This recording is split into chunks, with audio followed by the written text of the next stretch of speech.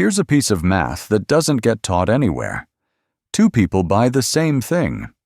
Same product, same need, same city. One of them pays less, the other pays more. Not slightly more structurally more, measurably more. And the person who pays more is always the one who has less money to begin with. That's not bad luck. That's not poor decision-making. That is a mechanism, and it has a name. I call it the efficiency wall. It works like an invisible dividing line. On one side, your money buys more stretches, further solves problems faster. On the other side, the same dollar buys less covers less and leaves problems half solved. Most people have no idea which side they're standing on. This video won't tell you what to do about it. It will show you the math. What you do with it is yours. Most people think of money as something you spend. You earn it, you hand it over, you get something back. Simple transaction. But that framing misses something important. Money isn't just a medium of exchange.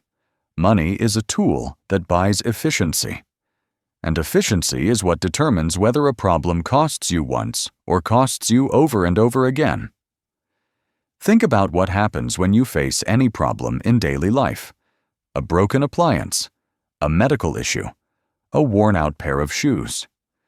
Each of these problems has what you might call a resolution threshold, a specific dollar amount that solves the problem completely. One payment, one fix, move on with your life. When someone has enough cash to meet that threshold, the problem disappears. The cost per month spread over the life of that fix is tiny. The mental energy spent on it afterward is essentially zero. But when someone doesn't have enough to meet that threshold, something else happens. They don't ignore the problem they can't because the problem is real. Instead, they pay for a partial fix, a temporary version, a patch. The problem shrinks for a while, then comes back. And when it comes back, they pay again. This is the wall, the efficiency wall. On one side, one payment, full resolution, low long-term cost. On the other side, repeated payments, partial resolution, high cumulative cost. Same problem. Same person in many cases with the same level of knowledge and discipline. The only variable is the starting cash position. Here's a visual that might make this clearer.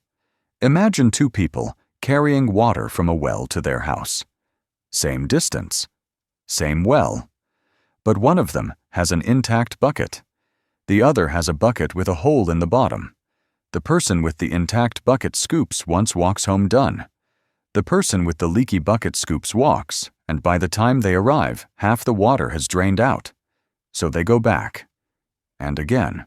By the end of the day, they've walked 3 times the distance, spent 3 times the energy, and still ended up with less water. The leaky bucket is the state of not having enough starting capital. The water dripping out is the penalty, the surcharge you pay on every transaction simply because you couldn't afford the complete version. That surcharge has a name in economics. It's sometimes called the poverty premium. But the label matters less than the flow. So let's trace the flow. Step 1. The gap. A problem appears. The resolution threshold is, say, $500. The person has $200. There is a $300 gap between what the fix costs and what they can access. Step 2. The patch. Because the full fix isn't reachable, they buy a partial one. Maybe it costs $100. The problem fades for now. Step 3. The return. Weeks or months later, the problem resurfaces. Often slightly worse. Now it needs another patch. Another 100. Sometimes more than 100 because decay doesn't wait politely. Step 4. The lock. Those repeated patches eat into the budget that could have been saved toward the full fix. The gap between what they have and the resolution threshold doesn't close. It stays the same or widens. The cycle sustains itself, not because the person inside it is doing anything wrong, but because the math doesn't leave room for an exit at the speed they can accumulate. That is the basic operating system of the efficiency wall. It is not a moral judgment, it is a cash flow diagram. But this is only half of the picture. The other half is darker, and it has its own dynamic. The efficiency wall explains why the same expense costs more for someone with less money. But it doesn't fully explain what happens when something goes wrong while you're already below the wall. That's where the penalty spiral comes in. Here's the concept when you're operating without a financial buffer. Any disruption, even a minor one, doesn't stay minor. It escalates. Not because the disruption itself is severe, but because there's nothing to absorb it at the early stage. Picture a marble on a table. If the table is level, meaning there's a cushion of savings underneath your monthly life, the marble rolls a little and stops. No big deal. But if the table is tilted, meaning you're already running at the edge of your budget, that same marble rolls faster. It picks up speed. It falls off the edge. And when it falls, it knocks into other things on the way down. An unresolved problem at stage 1 generates secondary costs. Those secondary costs eat into the budget allocated for other necessities. Those other necessities then become underfunded, creating new problems. Each new problem, in turn, lacks the budget for a full fix. One disruption becomes 2. 2 become 4. Not because life is uniquely cruel to this person, but because there is no absorption layer between them and the consequences. This is not a theory about feelings. It is arithmetic. When the buffer is 0, the cost of any unexpected event is the event itself plus everything it displaces. And displaced costs don't disappear, they compound. The efficiency wall taxes every transaction. The penalty spiral ensures that one bad week can undo months of progress. Together, they form a system not designed by anyone in particular, but operating with mechanical precision nonetheless. The system doesn't care about effort. It doesn't reward good intentions. It responds only to one input, which side of the wall you're starting from. Everything described so far might sound abstract. So let's make it concrete. Let's take 2 people and run them through the same life, same city, same starting salary, same job, and change only one variable. Person A has $800 sitting in a savings account. Not wealthy. Not even comfortable. Just $800 that aren't spoken for.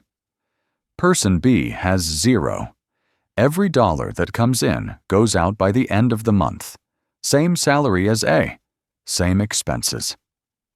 The only difference is that B is running flush against the edge. Now let's watch what happens when life does what life always does. Both of their phones stop working on the same Tuesday. Not a luxury, a work tool. Without it, neither can respond to their manager check schedules or take client calls. Person A goes online that evening, finds a mid-range phone for $350, pays outright, and has it delivered in 2 days. Cost $350. Time spent thinking about it afterward, close to none. Problem solved permanently, or at least for the next 3 to 4 years. Person B can't do that. B doesn't have $350 sitting anywhere, so B signs up for an installment plan through a lending app. The same phone, same model, but broken into 12 monthly payments with processing fees and interest. Over the course of a year, B pays just under $500. That's a 40% markup on the exact same device. And for 12 months, there's a recurring payment pulling from B's already tight budget. One more thing to track one more thing that can trigger a late fee if the timing slips. Same phone, same need. 40% more. Not because B chose poorly, but because B's starting position didn't reach the resolution threshold. Both of them develop a mild toothache around the same time. The kind a dentist would handle with a simple filling. Maybe $200. Maybe $3. A one-visit fix. Person A books an appointment that week. gets it filled. Done. Forgets about it within a month. Person B does the math. $200 right now means falling short on something else. Gas groceries the electric bill. So B waits. Not out of ignorance. B knows it should be handled. But knowing and being able to act are two very different things when every dollar is already assigned. A few months pass. The small cavity is no longer small. It's reached the nerve. Now it's not a filling, it's a root canal procedure, and the bill is somewhere between $1,000 and $2,000. And because the pain got bad enough to miss work B, also lost 2 days of income on top of the procedure cost. A $200 problem just became a $1,500 problem. That is the penalty spiral in motion. The disruption didn't stay at stage 1 because there was nothing to stop it there. Both A and B come across a professional certification program relevant to their field, the kind that leads to a better title, a higher pay grade, or a transfer to a less demanding role. The cost is around $400. Timeline 10 weeks of evening classes. Person A signs up. Completes the program. Within 6 months, A moves to a role paying $500 more per month. Over 2 years, that $400 investment has returned roughly $12,000 in additional income, not counting the intangible value of reduced stress better hours or a slightly wider margin each month. Person B sees the same program, wants to enroll. But $400 right now is rent. It's the electric bill and half the groceries.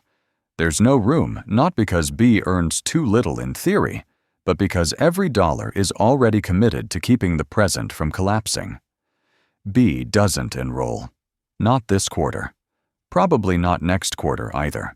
6 months later, A and B still have the same job titles on paper, but their trajectories have quietly diverged, and the gap isn't closing, it's compounding. If you were to plot the financial path of A and B on the same chart, the lines would start almost on top of each other. Same salary, same city, same expenses. But after the phone, the tooth and the missed certification, 3 completely ordinary events, the lines are no longer close. A's line holds steady or bends slightly upward. B's line dips with each event and never quite recovers before the next one hits. After 3 years, the distance between those 2 lines is significant. After 5, it's dramatic. And the root cause was never talent, never work ethic, never intelligence. It was $800 on day 1, and which side of the efficiency wall that placed each of them on. The math doesn't have an opinion about who deserves what. It just multiplies. There's a default assumption baked into most financial conversations. It usually sounds something like this: the problem is spending. You buy too much. You waste too much. You lack discipline. If you just tracked every dollar, cut the small luxuries, and stuck to a budget, things would turn around. That framing is everywhere. It's in books, in podcasts, in well-meaning conversations at family dinners. And it's not entirely wrong, spending does matter. But it rests on a hidden premise that almost nobody examines it. Assumes the person is already standing on the efficient side of the wall. If someone is above the efficiency wall, meaning they have enough of a buffer to buy full solutions, avoid interest penalties, and absorb minor disruptions, then yes, cutting expenses tightens the ship. Every dollar saved is a real dollar saved. The math is clean. But if someone is below the wall, the same act of cutting produces a very different result. They reduce spending, but the poverty premium is still attached to every remaining transaction. They save a little, but the next disruption drains it before it accumulates into anything useful. They work harder, but the penalty spiral converts ordinary setbacks into compound losses. The effort is real. The progress is not, or at least not at the rate the effort deserves. This is the blind spot. It's not that people below the wall are doing the wrong things. It's that they're being measured by a framework that was built for people above it. And here's what that realization quietly rearranges. Most people, when they think about financial progress, picture a destination.